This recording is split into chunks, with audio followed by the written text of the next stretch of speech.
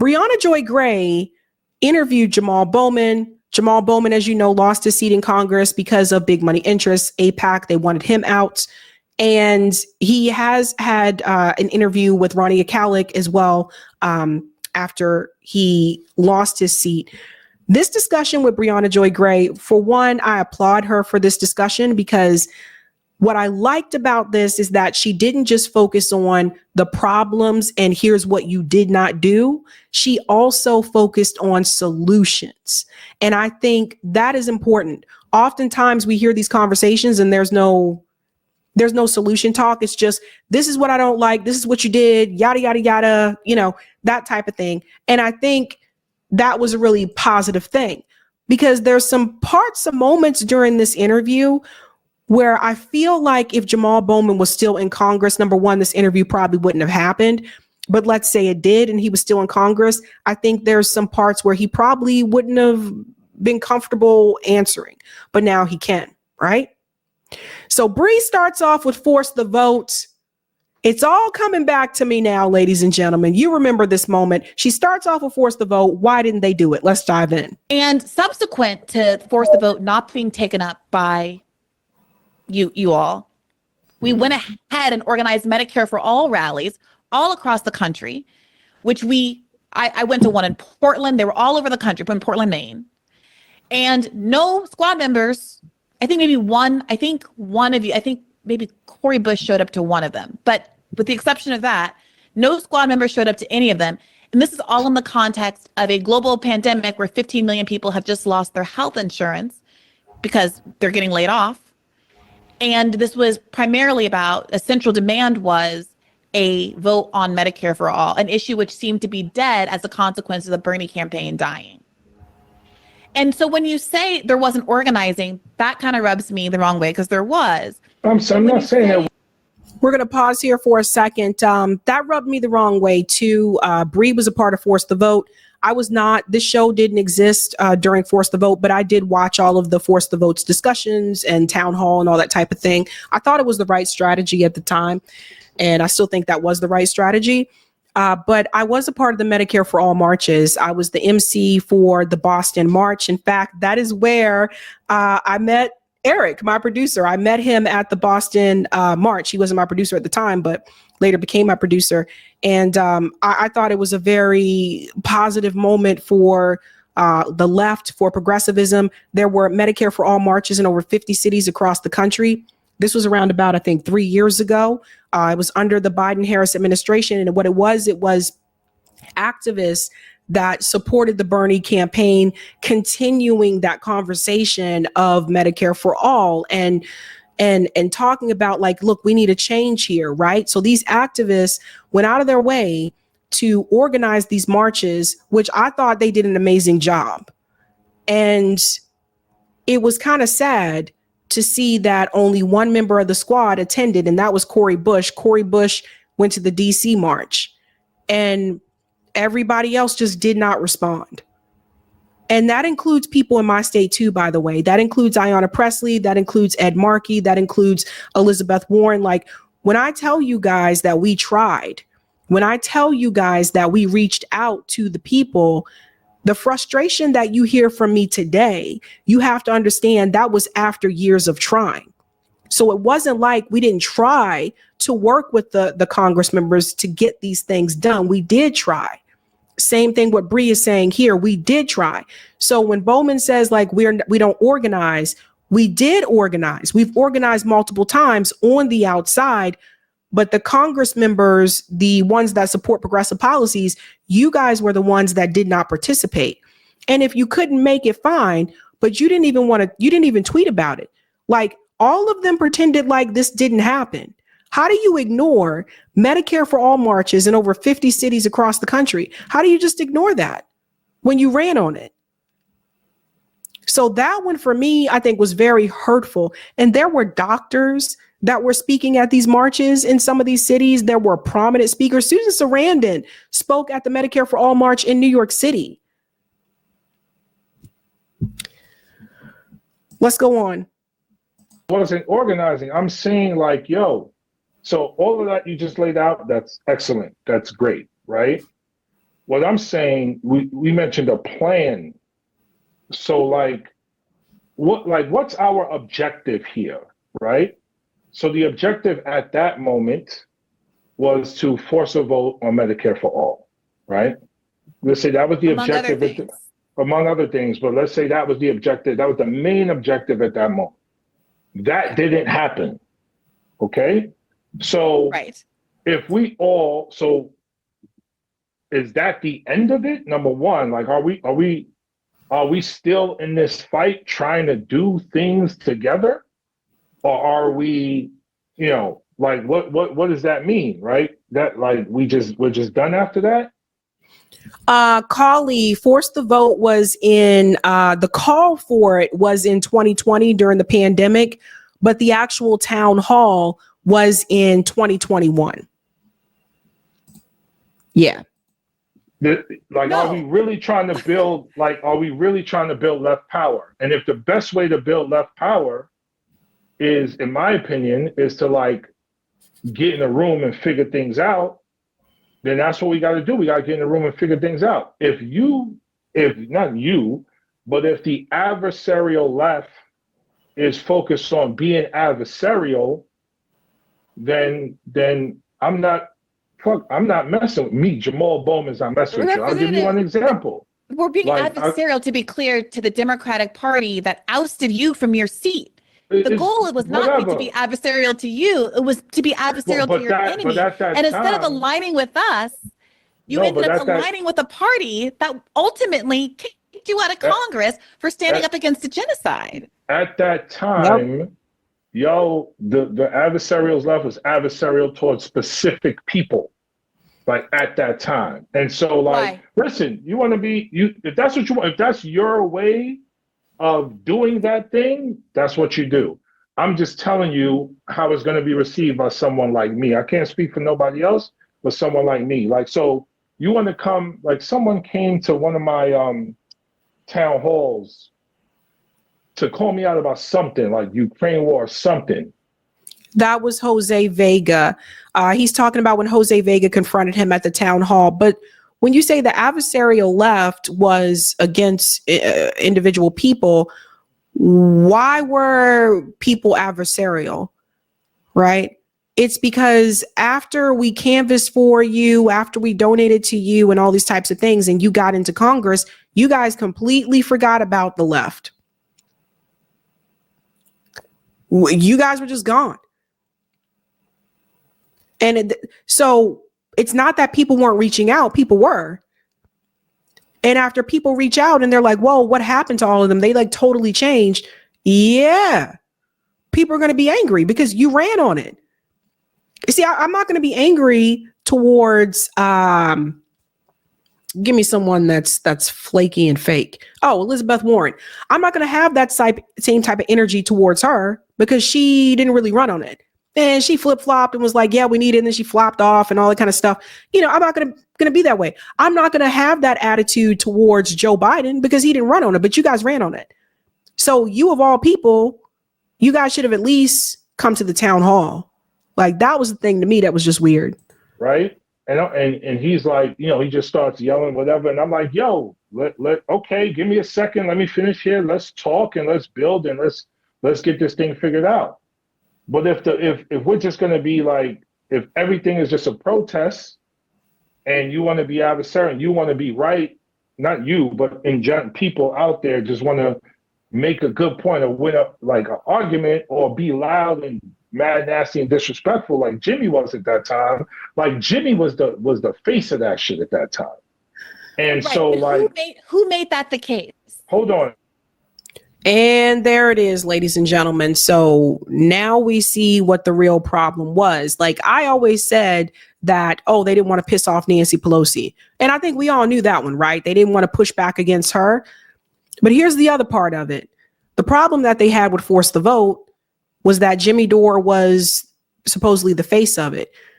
But he's ignoring the fact that Bree, Kyle, Crystal, Cornel West, Chris Hedges, Katie Halper, Joy. Like there were a number of people that were a part of this, including people that had lost their families or they were in medical debt because of the healthcare system in this country. It was on Jimmy Dore's show because at that time, if I remember correctly, I believe he had the largest platform at that time. So they were trying to reach a lot of people. But all of those people that I mentioned were the face of Force the Vote. So you decided to hone in and focus on one person and you ignored all the rest of them. So this says a lot. So to me, it sounds like a lot of this was about personalities. I don't know who made that the case. I have no idea. Because again, there were dozens of us. Real quick, hold on a second. Yeah. And I don't want to keep talking about this. There's many other things to talk about. It was like 4 years ago. But like Jimmy was the face of it. And Jimmy was wild, disgusting, nasty, and disrespectful. So if the leader of that thing is like that, why would I even mess with y'all or take y'all seriously? Because it's a good idea. Because it's a good idea, Representative. Jimmy's a fucking clown, yo. Like Jimmy was wilding that day. So this tells me it's about optics. And my whole thing is that say, okay, you don't like him, whatever, it's fine. I really don't give a shit. You don't like him or whatever, but is the cause greater than the personality? Because that's how I looked at it. During that time, during a pandemic, when, people who did not have healthcare were in even more danger or had inadequate healthcare were in even more danger. That was the perfect time to call for Medicare for all, universal healthcare in this country, which other countries have. That was the perfect time to call for it. Plus, you ran on it. Again, I wouldn't feel this way if you didn't run on it. You don't see me saying these things about like other Democrats who didn't run on this. You don't hear me saying this to Jim Clyburn, right? So in Jamal Bowman's eyes, the personality was greater than the cause. Because I agree with what Bree says here. You still should have participated. Now, I wouldn't have taken the approach that Jimmy took. I wouldn't have taken that approach. I don't approach people in that manner. But at the same time, that you guys had a narrow majority. We were in the middle of a pandemic, and that strategy comes directly from the DSA handbook. I just don't understand that. Why were you a member of DSA if you don't even agree with their strategies? Why? So that tells me that they let the personality stop them from fighting for the cause. That back then. And so, do you remember reaching out to me some months after the vote? Yes. Do you remember what you asked me on that call?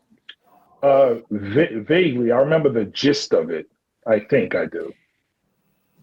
I recall you asking me, okay, force the vote we didn't do it. What's next? Like, what's the next sort of idea that the left has? And I don't know if you remember, but I remember standing in the middle of the studio apartment that I was living in, basically still unemployed. I think we had just started this podcast from the Bernie campaign, and being really gobsmacked because it felt to me like what we were trying to convey, and why I might not have had the same tone or approach as Jimmy. I frankly respect his frustration, because the anger came from the realization that this could be the only opportunity in a generation for progressives, given that there's only like 6 or 7 of you, to actually be a stopgap, to be a point, to have real leverage in Congress, and the unwillingness to even talk about it as a possibility or entertain it. It wasn't like a light switch that went off and everyone was mad all of a sudden. The idea came out around like November, and the vote was in the first week of January. And so there were a couple of months of lobbying efforts. We did virtual town hall. Everything was virtual, obviously. I got you, man. Virtual town halls. I got you. That's we all had good. people on, fair. Parents who had lost their kid to suicide because they had lost their prescriptions and gone off their meds. Yes. We had people who were blind and differently abled in all sorts of ways coming out to talk about how important this issue was to them. And we couldn't even get, Cornel West again, Chris Hedges came on these shows, but we couldn't get any Congress members to show up on these shows and listen to us. And so that's all to say. So why do you think that is, though? So first of all, you mentioned the call. I reached out to you, right? And months after, yeah. And the crux of it was like, okay, what do we do next? So now we know he's the person that did that. Bree had mentioned this when she was still on Rising, that there was a member, of Congress that did reach out to her, but she didn't say the name. Now we know that Bowman was that person that reached out after Force the Vote, asking, okay, what's next? It's like, you're asking like, what's next? But there's no step to the plan of Force the Vote was to force the vote against Nancy Pelosi as Speaker of the House for Medicare for All, to bring it to the floor for a vote. And for the Democrat congressman who voted against Medicare for All during a pandemic, which was definitely going to be on everyone's eyes, especially since a lot of people were at home, those people were to be primaried and to get them out of there. That was the plan. So when they decided not to force the vote, there was no more plan. That's what I don't understand. Because I recognize that, I was like, there's nothing. No, but there that was our moment. No, but there is something else, and there has to be something else, and we need to figure out what that something else is. And the fact that no members of Congress, for whatever reason, didn't engage, I mean, yeah, we could just say the members of Congress were effed up or fraudulent, something wrong with them, but there also needs to be reflection of like, okay, like how could we have gone about it differently? Maybe that could be part of the conversation as well. I think that they were scared. I think they were scared of Nancy Pelosi. Yeah. So there you go. Yeah, they were afraid of Nancy Pelosi. And I'm glad that Bree said that, because even if they would have gone about it differently, let's say they would have behaved in a different way, at the end of the day, that doesn't matter, because they were still afraid of Nancy Pelosi. Let's go to another part here, right? So I feel like there were a lot of excuses that are just kind of made. This discussion here where she gets into the Green Party, and I was really surprised at his response on this one. What I want people to understand as well is that, again, Bree's not just here to point fingers and say, this is where you messed up. She's also presenting solutions and a path forward in this conversation, which is what I like to see. I don't like these interviews where it's like people just, you did this, and that, and this is just a drag down fight, and you end up nowhere in the end, right? But that's why I felt like this was a constructive interview. I think what Jamal Bowman needs to understand, though, is this. The same way that you say the adversarial left needs to deal with the way that they approach some of these things. You as a Congress member at that time, you need to be able to hold yourself accountable. And what I noticed during this conversation is that he didn't really want to take any accountability for his actions or lack of action. And as a politician, that comes with the job. Hell, that comes with a lot of jobs, even the jobs that you have at home, wherever you guys work at. If you work at Taco Bell and you're working at the drive-thru and you give somebody the wrong food and they turn around and come back and knock on the door and say, you gave me the wrong food. Are you going to point fingers at the customer and blame them for their behavior and attitude? Or are you going to take responsibility for the fact that you did mess up and you gave them the wrong food? So this is with any job. And I feel like he did not want to take any accountability. So she brings up this idea here about the Green Party. Listen to this, guys. Fulfilling prophecy. So you think the answer right now is building up the Green Party? You think that's the way to go? Look, if you have another party, if you prefer PSL, if you want to start a whole new workers' party, I think many people had hoped that at the end of it's not the Working Families Party. Well, historically, the reality is the Working Families Party has been the Democratic Party, co-opted by the Democratic Party and not independent in the least. And so if there were a genuinely independent party, the Working Families Party, that would be one thing. The WFP, to your point, were outspoken against the genocide in Gaza. right? Yes. And what does it mean? What does it mean to be outspoken against the genocide in Gaza, but ultimately lend your endorsement to the candidates without whom the genocide could not have happened? Got it. So WFP could have went the Green Party route as well. Got it. Okay. So that's an interesting point. I'm glad that she brought that up. I thought that was really brave of Bree to bring that up, because I thought he was going to respond a little bit differently to this, but he didn't. So I was kind of surprised by that. But here's the thing. The Working Families Party has been known to, in the past, endorse establishment corporate Dem candidates over progressive grassroots candidates. The Working Families Party cannot be trusted. I disagree with Jamal Bowman on this heavily. Imani Oakley, who has been on the show before, she ran as a progressive for Congress in New Jersey. She's based in New Jersey. This happened to her. She ran through the Working Families Party, which is basically like an extension of the Democratic Party, but they're supposed to be different, but they're really not. And she ran through that party, and the Working Families Party endorsed the corporate Democrat over her, and she's not alone. It has happened multiple times before to other progressive candidates. That's why Bree is saying what she's saying.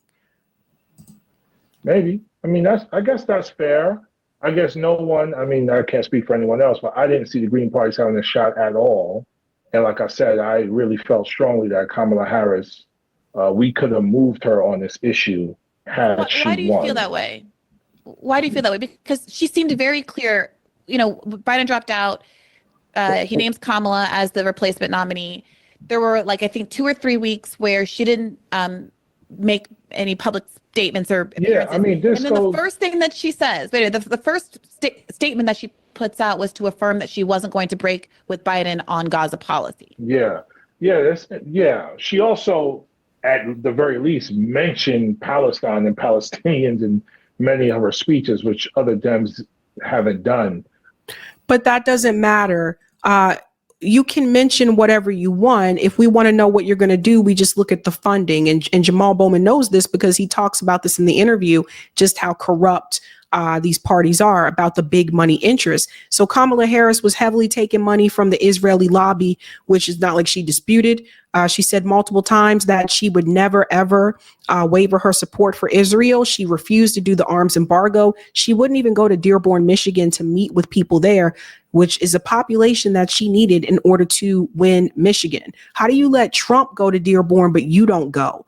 It's things like that. So I don't believe that. I never believed that, we can move her on this. No, you can't. If you want to know how people are going to be moved, just look at their funding. AIPAC doesn't give you money so that you can vote against them. They give you money so that you are going to work in their favor to help the state of Israel. Most of these politicians in Congress right now, they're doing more to help Israel than they are to help us here in the United States. That ain't right. So you got to call these things out. So no, I don't believe that she would have changed. She made it very clear that she wouldn't. And also her funding said that she wouldn't. Kamala Harris has been a Zionist for a long time. And what people really do have to understand is that she was recruited by the Clintons. Before Kamala Harris ran for Senate, where do you think that came from? Bill Clinton and Hillary Clinton recruited Kamala Harris. Yes, they have people that they recruit to bring in. She was supposed to be their next darling, right? She was supposed to accomplish what Hillary Clinton could not.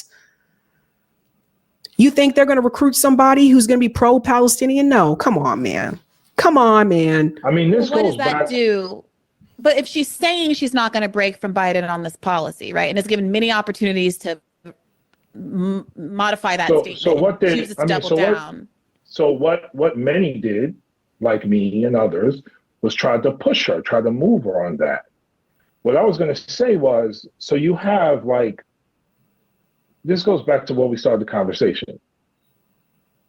The political system is controlled by special interests, AIPAC included, and pro-Israel lobby included.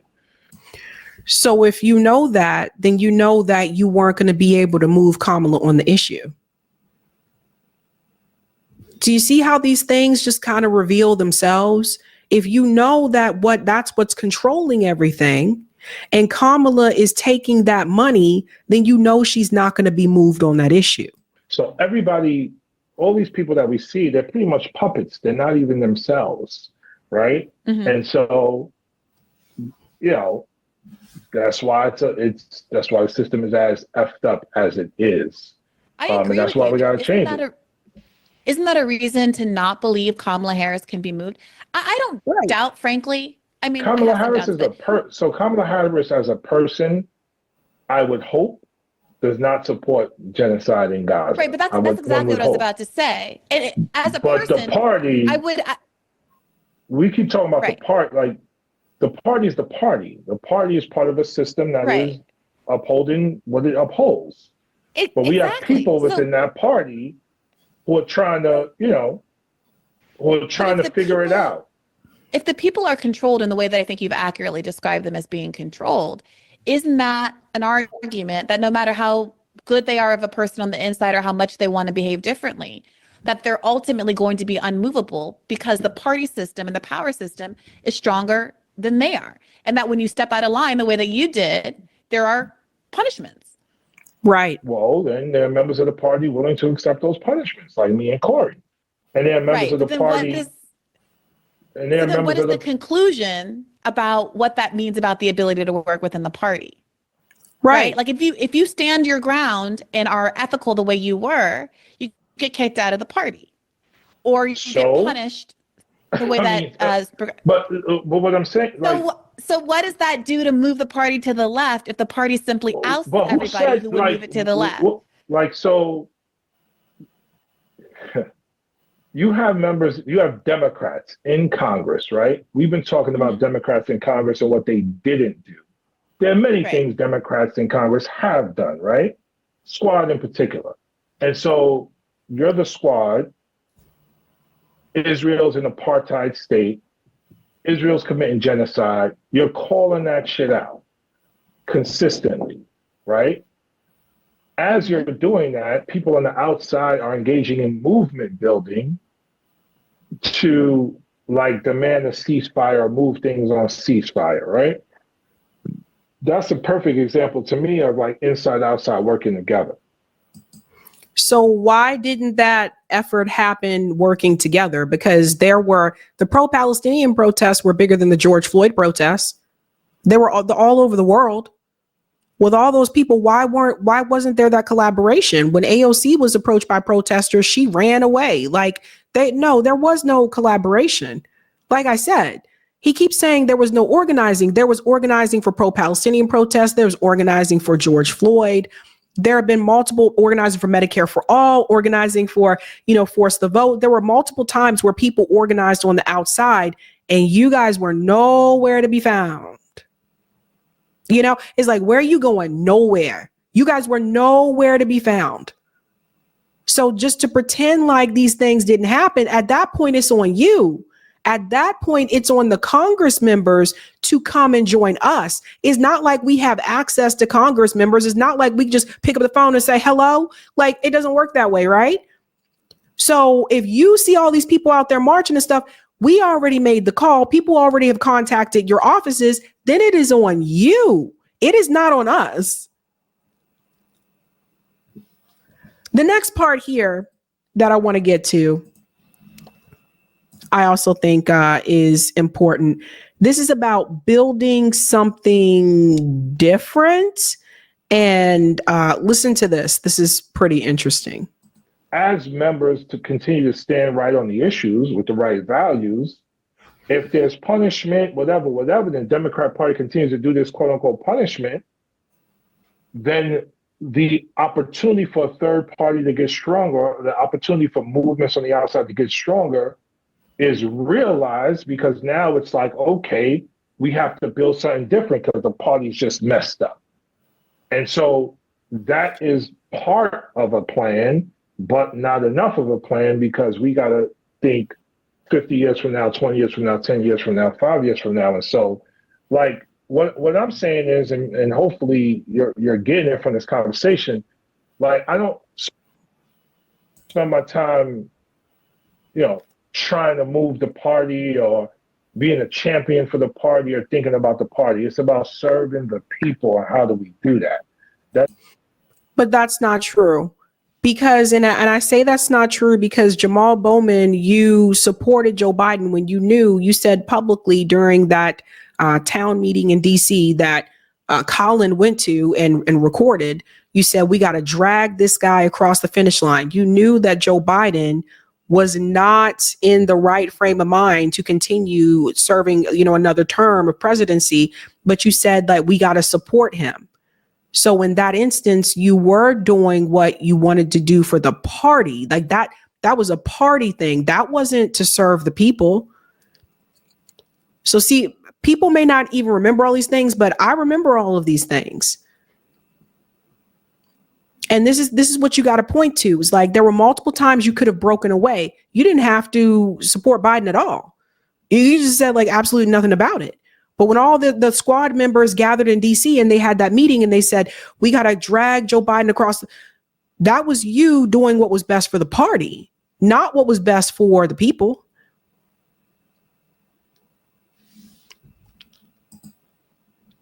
That's generally speaking. And then the other thing I said, if anyone wants to work with me, like let's work together and let's get stuff done. If your idea, not yours, but anyone else's idea of working with me is like talking shit about me, then you could go ahead with that bullshit. So, okay. So I'm gonna table that last part. The plan, I would argue, yes, I'm so glad to hear you say that you're really interested in continuing to engage politically and work on strategies going forward. When you called me all those years ago, back in 2021, 2022, whenever it was, and asked me what was next, it did not feel like there was much in the transom. In this moment, if you're asking, much in the what? Much in the transom, much in the pipeline. There's no plan. Mm-hmm. That being said, we're in the middle of Biden administration. There was absolutely no appetite for being adversarial to the Biden administration among elected Democrats, or frankly, among people in the streets. He had effectively suppressed agitation around Black Lives Matter because, in my view, he made it what do you mean? Like everything you just said, that's not true. There was no. You don't think that Biden effectively? You don't think there was? Wait, you think there was an appetite for like political agitation under the Biden administration from Dems? Like we was under the Biden administration. We was criticizing Biden like all the time, like on a consistent basis. Like about what in particular? You mean the Build Back Better stuff and how it got bifurcated and holding the line a million different things. I mean, you're saying that like during the Biden administration, like he squashed Black Lives Matter. Like, what are we talking about? Well, yeah. Well, specifically, I mean that during 2020, he ran on funding the police harder. And that the argument that got made, there was a very rapid shift, as I observed it, in 2020, from a movement that emerged right as the primary season was ending, and where there was a lot of popular enthusiasm around police reform, including a poll that showed just after that Minneapolis police station was burned down, the majority of the public approved of arson of a police station. But as Joe Biden became the nominee, started running on tough on crime, funding the police harder, a binary emerged where defund the police as a quote unquote slogan was constantly talked about on liberal platforms as being harmful to the Biden effort to defeat Trump. And that if you wanted to defeat Trump, you couldn't engage in some of the lefty sloganeering and the crazy things that were coming out of the left, including the defund movement and the Black Lives Matter movement. And as a consequence, the appetite around it diminished, I think, more so than it would have if there had been a Trump administration. And now we're seeing, again, a lot of people more willing to speak out about Palestine, for example, because now it's Trump's genocide as opposed to being Biden's genocide. That's what I mean. As relative, it's a relative metric. There's historically and recurrently more appetite for protest under a Republican administration because many Democrats are reluctant to criticize Democratic leadership when they're the ones that are owning a given problem. That's true. And much more of them should have been more vocal about the genocide under Biden's administration. It's interesting. Some of them want to speak now, but they were very quiet under Biden when he was in office. Okay. That's all I mean by that. Sorry, so the plan going forward, I do think that there was utility in people like yourselves being within the Democratic Party. So now we can see, we have proof positive for how antagonistic the Democratic Party is willing to be to its own members who are to their left. Similarly, I don't think Bernie Sanders running for president twice or me working on the 2020 campaign was a waste of my life. I sometimes joke that he took my mid-30s, but like, I don't actually think it was a waste of time because, but for those examples, we wouldn't be able to say so confidently that the Democratic Party is willing to be more hostile to the left than they are to Trump and rising fascism and all the things that they have been warning about for all of these years. So I don't think that, I think that the role you and Cori Bush and the others have played is very instructive. The question is what you do with that energy now. Do you say I was treated so badly and disrespected in these ways, and yet I'm going to come back and sort of manufacture consent for this party year after year, tell people to vote blue no matter who for the lesser of two evils, et cetera, et cetera? Or do you take the lesson from this, that the reason that we're in the situation right now with Donald Trump is because the Democratic Party chose to align with Zionism, with corporatism, with all of these interest groups that are against the American people. And as a consequence, there's a void. And Donald Trump and his faux populism was willing to fill the void. And if you want to prevent fascism from rising, you have to fill the void with real populism, which is not going to be found within the Democratic Party for all of the reasons of industry capture that you've described so well. And to me, that means telling your audience, telling your people that you have to contribute to build alternative party structures and not do what I think Bernie Sanders ultimately did, was just to say, I've got this huge movement of people, but I'm going to feed them back into the Democratic Party instead of taking that as an opportunity to do a dirty break. Yeah. Yeah, I agree with that. Mostly. I mean, that's why, I'm doing my own thing right now. You know what I'm saying? We just launched a PAC called Build to Win. Go to buildtowin.org to learn more. And the point there is year-round community organizing, year-round digital organizing, year-round engagement with working class communities of color, Black, Asian, Arab, Latino, to mobilize 5 million voters to impact the next presidential election and hundreds of thousands of voters in between now and then to impact local elections. I mean, we have to work with the people, listen to the people, and work in empowering the people at a local level. And so for me, that's Yonkers, that's the Bronx, that's Mount Vernon, that's New Rochelle, that's places in New York State that continue to be ignored. That's making sure people are engaged in their school boards and their city council and their town council and their village trustee, all of it. Like, we need people to be inspired to take back our democracy. And so that is my work. That's not my work as a Democrat. That's my work as Jamal Bowman. So do you see how people are moving back towards what you can do on the local level? And I've said this over and over again, like, guys, a lot of the transformation that we want and that has been happening for the most part has been happening on the local level.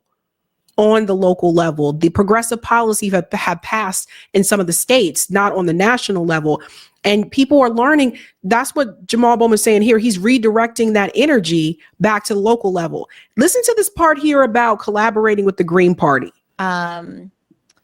There's going to be a rally. I think this one is also socialist alternative with the Green Party, Jill Stein, Butch Ware, who is running for governor of California as well, to do another one of these organizing drives. They had one last weekend or the weekend before as well.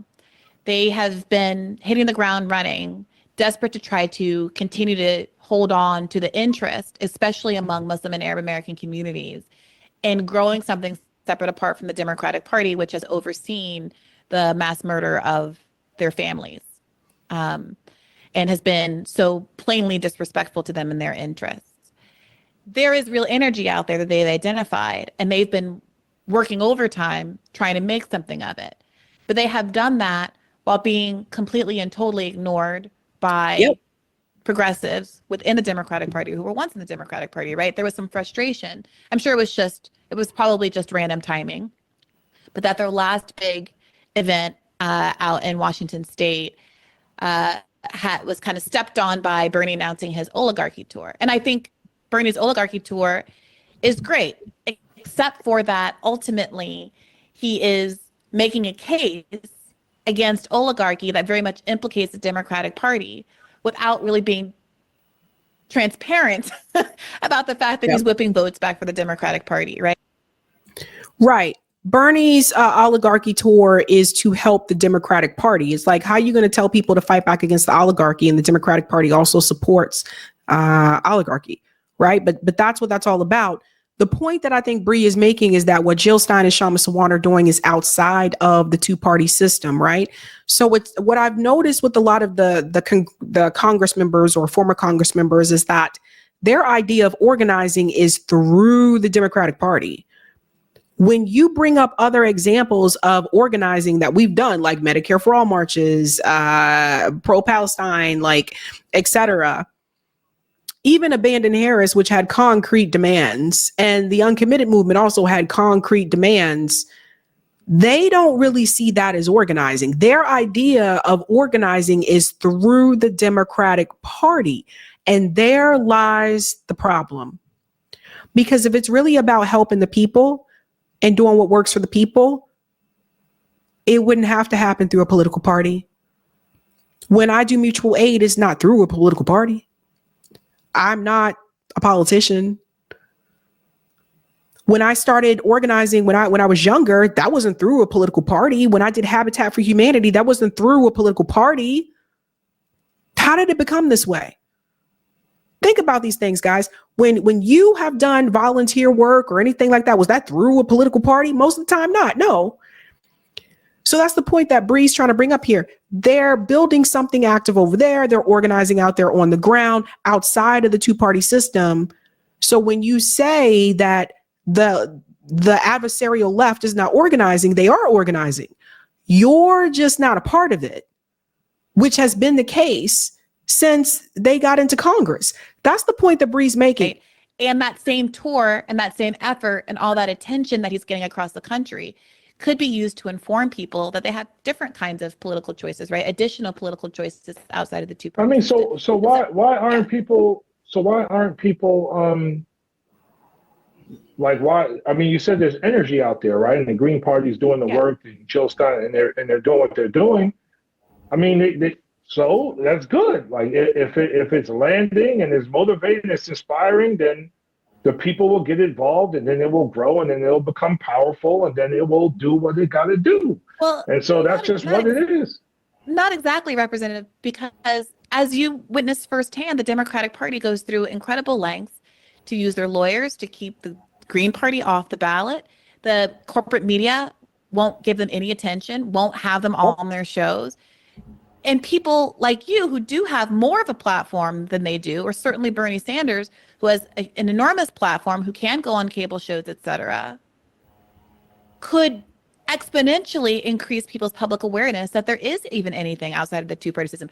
The Green Party or any third party's biggest obstacle is letting people know that they exist. When I have chats in the backs of Ubers with people who are very frustrated with the two-party system, when I mention that there's something other than Republican and Democrats, they're shocked and they want to know more. Mm-hmm. But, you know, I would love a world where the squad was regularly doing the wonderful live streams that AOC is able to command so much attention for. I would love it if instead of using that platform to attack Jill Stein, which she did in the lead up to the election, that it was to say, hey, it's a good thing that in our democracy we have other choices, especially since the guy I've chosen to endorse or the woman that I've chosen to endorse is committing a genocide that I say I don't support, but I'm going to tell you to vote for. And that divided the left. I don't think a lot of people really realize that, but when AOC decided to take the position that she did to make those videos smearing Jill Stein and all this kind of stuff, that didn't help Kamala Harris win. And that actually split the left, because there were some people that were on the fence at that time, and they were trying to decide, like, well, what do? I don't want to support, genocide, but at the same time, I don't want Donald Trump. I think he might be worse. There were a number of people that brought up these, the feelings that they had at that time. And then when they saw that from AOC, that kind of made their mind up for them in the other direction, where they were like, well, forget that. I'm going to support Jill Stein because what are you doing? Like, what is happening here? See, that's another one of those things where what AOC did there, that divided the left. That wasn't let's work together. That wasn't let's organize. That wasn't let's try to collaborate and build something. That was none of that. And that full-on attack mode, how did that help Kamala Harris win? Kamala Harris still lost.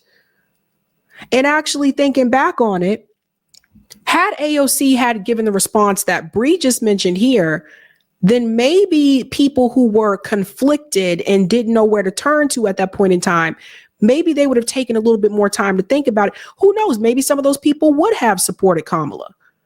But the position that AOC took for those people who did not have their mind made up at that time, that kind of sent them over to Jill Stein. So that wasn't, trying to work together. Listen to what Jamal says here. You see the dissonance there. I mean, I do, but I mean, when I ran my race, people voted for me because they then gave me money and supported me not because I was in the Democratic Party, because they wanted to support me as a strong candidate. And so, yeah, man, it's and I didn't win my race because AOC endorsed me or some of that all came late. I had you gotta work and you gotta grind. So I don't know Jill Stein, and I don't know the brother. Would you like to meet her? Would you like me to do an introduction? Because I'm sure she'd love to talk to you. I've met her, but I don't know her, and I don't know the brother. What's the brother's name? Butch Ware. I would love to introduce you as well. I don't know him, but he seems like a sharp brother. When I've heard him speak. And yeah, we could totally meet. Absolutely, we could have a conversation. But is the Green Party the answer? Maybe. Is it something else that we haven't thought about yet? Maybe. Most likely, actually. Is it Working Families Party? I trust, Maurice is the leader of the Working Families Party, and I like a lot of what they do. And so my central point in all of this, couple things. One, there are fighters in the Democratic Party, and they should get more love than they do, because they don't get enough, in my opinion. Two, if we want to put together a plan and talk through and think through what the future of democracy and the future of human rights is going to look like, let's do that. Because I think, going to my third point, I don't think just constantly rehashing the past or, talking about how bad something is or whatever I don't think that's enough. I think we got to do the knowledge. There's a lot I personally have to learn, continue to learn and grow. Okay, and he goes on there for quite a bit, but basically what you gather there is that was Bree sending or basically extending an olive branch. Would you like to have a discussion with Jill Stein and Butch Ware? I could make that happen. That's why I appreciated this conversation, because it wasn't just you did this wrong or you didn't do that. It was, let's talk about possible solutions and moving forward, whether you agree with those solutions or not. But notice how path forward, right? We should be building up she said we should be building up the Green Party. That's her solution. And this is what I was saying. A lot of times people have these conversations and it's just, I didn't like you did this or you did that or I'm mad at this. Nah. But there's no path forward. And then what happens is that people see these things and people become, down or depressed and say, oh, there's just no hope. And so you may not agree with Jamal Bowman. You may not approve of what Jamal Bowman's doing or whatever. But I think the way that Bree handled that was really good, because she basically what she did is she laid all the cards out on the table so that you can't say you don't know. You can't say you don't know what this group is doing. You can't say you don't know what that group is doing. Would you like to have a conversation with these people? Now, he could have easily said no. And this is what Bernie Sanders should have been doing. This oligarchy tour that Bernie Sanders is doing, he should have been collaborating with Jill Stein and Shama Sawant. That should have been one big thing. Why are we splitting people? And that's why I stand by what I said before when I said that Bernie Sanders and AOC exist to prevent a third party movement. I stand by that because as long as they are there to keep ushering you back into the Democratic Party, no, you're not going to consider another alternative. That's something people really need to pay attention to. Now, this last part here, shout out to KSETQB because he clipped this. Apparently, Bree gave me a shout out here, but listen to this part. This is interesting about why they don't come on independent media. I hope you're willing to come on this podcast and others when these ideas come up. It has been frustrating, I will say, as a member of independent left media, there was all of this hand-wringing about how the right has so much more media, but the right electeds support and affirm and lend credibility to independent right media by going on their shows. And why would and again, I don't want to, it's not just squad members, but Democrats as well. Why am I going on shows that all they do is talk shit about us? Why would I do that? Well, Ro Khanna regularly comes on the show. Yeah, Dean Phillips is willing to come on the show. Andrew Yang came on the show, and they all faced pushback the way that journalism is supposed to work. Which is Ro Khanna will go onto any show. Like he'll come on. Like Ro Khanna, Andrew Yang came on this show too. Like Ro Khanna will come on and all that type of stuff. But yeah, like if Ro Khanna can do it and he can face that type of heat, all the other Congress members should be able to do that too. But if you're saying to me, Representative, pushback that is you fine. only want to go on. No. Pushback is fine. Straight, nasty, disgusting disrespect. That's crazy. That's like, what are we doing? Do you feel like I've treated you with nasty disrespect? No, I reached out. I reached out to you.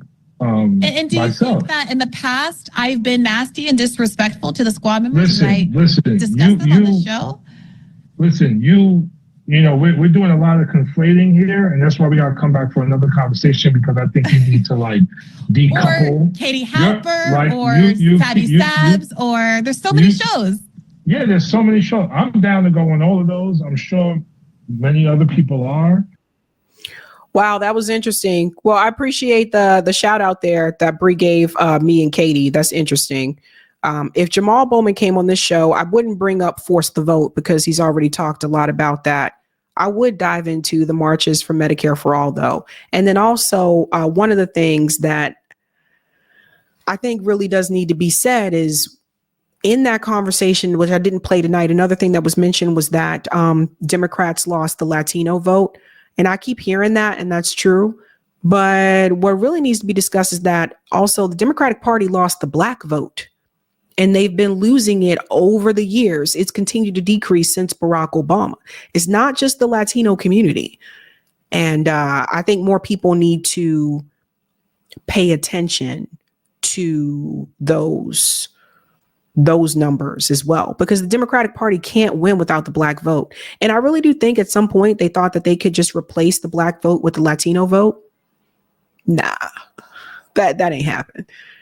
That ain't happen because Latino Americans aren't all of them aren't Democrat. See, that's not good thinking. It's not good to assume that, right? So when we talk about 11 demands, this particular conversation, I think it hits home because one of the things that Bree did is she didn't just talk about the problems. It's easy to talk about the problems. It's not easy to come up with a solution. And the solution that Bree had to Jamal Bowman was we should be building up the Green Party. I think we need, multiple parties, but she said we should be building up the Green Party. That's what we should be putting our energy towards. I want to see more conversations like that. I want to see more conversations where people do come through with solution and not just here's what you did, here's what you didn't do. Goodbye. And that's why we bring up 11 demands.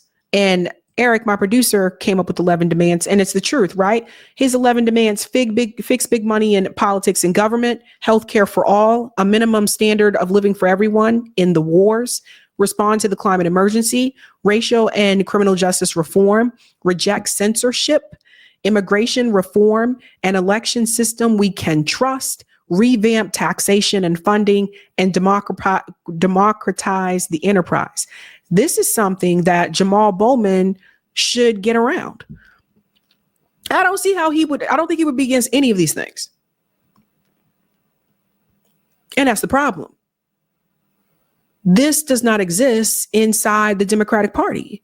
It's not going to exist inside the Democratic Party as long as they are corporate owned. So to Bree's point, it is a waste of time to try to figure out how you can move within the party when you already know the party's not going to change because they're owned. Thank you so much for that, Eric. You can find it here. Eric also has a Substack, 11demands.substack.com. And you can try to connect this to other stories as well, because MCDS, money, corruption, demand, solution. A lot of people can get to the money part and maybe even the corruption part, sometimes the demand part. But that's where it usually stops. People don't get to solutions. Bree just gave the solutions. I think that's a good idea, a path forward. The Green Party does have most of the policies that the squad members ran on, and then some, and then they have more. Democratic Party doesn't. And that's just the reality of the situation. So I agree with Bree that it is a waste of time. It's a waste of time right now. There's so much energy. I look back to when Justice Democrats first started. Imagine if, because they said they were going to come back to the third party. Everybody remember that? Justice Democrats started. They said they'll get to the third party part later. But it was still a part of the Justice Democratic principles. Imagine if they would have done both, both of those at the same time. When people say you don't have a viable third part, by now we probably would have had that.